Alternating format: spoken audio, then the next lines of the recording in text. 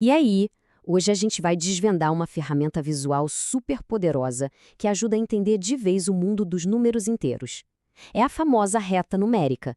Vamos nessa? Bom, para começar, vamos pensar numa coisa. Sabe aqueles números que a gente usa para contar tudo no dia a dia? Um, dois, três. Pois é, tem horas que eles simplesmente não são suficientes. Já pararam para pensar nisso? Como é que a gente representa matematicamente um frio de rachar?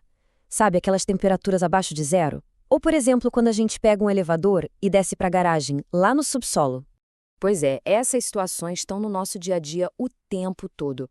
Um termômetro marcando temperatura negativa, um painel de elevador com os botões lá para o subsolo, tipo -1, -2, são exemplos perfeitos. Então, aqui está o ponto principal. Aqueles números que a gente aprendeu primeiro na escola, os números naturais, sozinhos, eles não dão conta de explicar tudo isso. A gente precisa de algo mais. E é exatamente aí que entra a nossa ferramenta principal de hoje. Vamos conhecer o que a gente pode chamar de um verdadeiro mapa dos números, a reta numérica. E, claro, para usar qualquer mapa, primeiro a gente tem que entender o terreno, né? Nesse caso, o terreno é o conjunto dos números inteiros. Pensa nele como a família completa. Os números positivos, os negativos e o zero, todo mundo junto. Olha só ela aí, essa é a reta numérica. É uma linha que organiza todos esses números inteiros de um jeito super lógico, super visual. Ela é como se fosse a nossa bússola nesse universo dos números. E o legal da reta numérica é que ela é muito simples de entender. Imagina que o zero é o ponto de partida, a origem de tudo.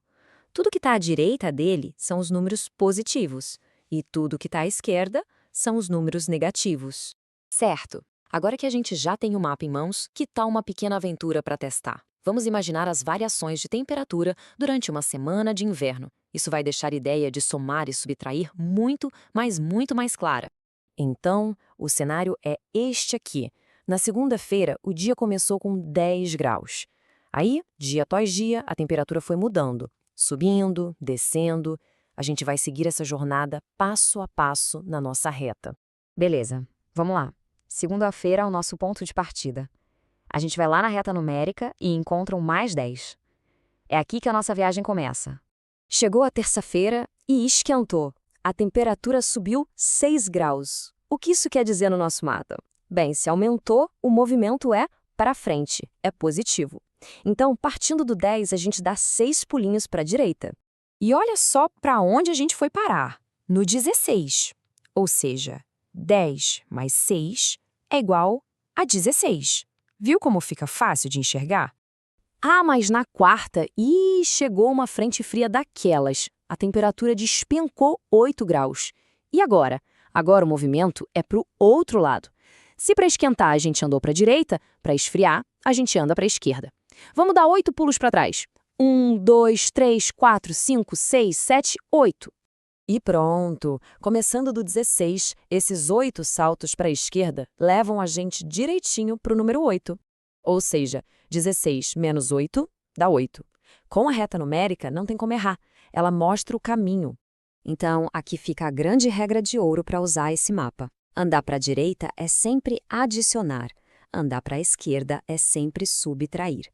Com isso em mente, qualquer conta com números inteiros vira um passeio na reta. Beleza.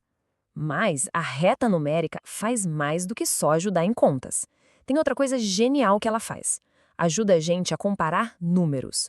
Bater o olho e saber na hora qual é o maior e qual é o menor. E a regra para isso é tão fácil quanto a outra. É o seguinte, entre dois números quaisquer, o maior vai ser sempre, sem exceção, aquele que está mais à direita na reta. Ok, então um desafio rápido. O que é maior, -8 ou -5? Cuidado, porque a intuição às vezes prega uma peça, né? A gente sabe que 8 é maior que 5. Mas, e com os negativos, como fica? A resposta certa é -5. E por quê? Simples. Se a gente for olhar no nosso mapa, o -5 está mais para a direita do que o -8. A regra é clara e não falha nunca. Muito bom.